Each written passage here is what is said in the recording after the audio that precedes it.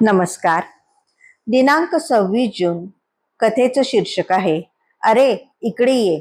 मुंबईचे गव्हर्नर सोलापुरास आले होते. त्यांना भेटावयास जाण्यापूर्वी मालोजी राजे महाराजांच्या दर्शनास गेले. तेव्हा अरे इकडे ये असे म्हणत महाराजांनी त्यांच्या डाव्या हातात पिगदाणी व उजव्या हातात तलवार दिली. त्याचा अनुभव असा आला की राजाच्या भेटीचे वेळी गव्हर्नरकडून तोफा सरबत्तीचा मान मिळाला नाही, मात्र हत्यारे बाळगण्याची परवानगी मिळाली.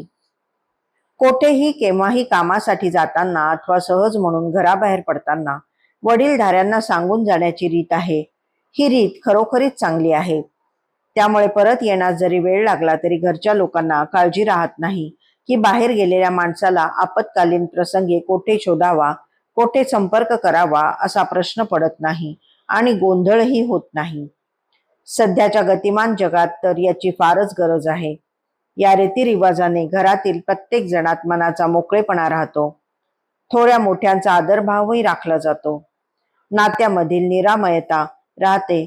या साध्या पण महत्वाच्या रिवाजाचे पालन केले जावे म्हणून नवनाथांच्या पोथीतही कोठे कामास जाताना पोथीवर एक फूल झोकून देऊन नाथांना सांगून जावे असा सहज उल्लेख येतो.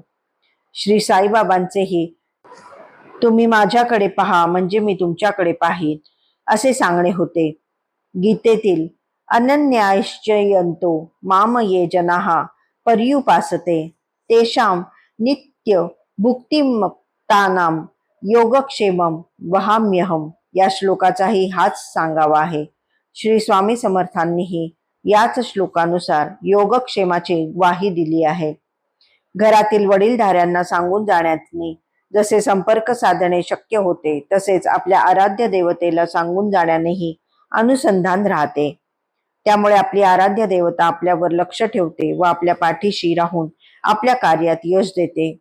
आपली आराध्य देवताच आपल्या घरातील सर्वात वडीलधारी असते हे कधीही विसरू नये. श्री स्वामी समर्थ आमचे कुटुंब प्रमुख. श्री स्वामी समर्थ आमच्या सुखदुःखाचे साक्षी.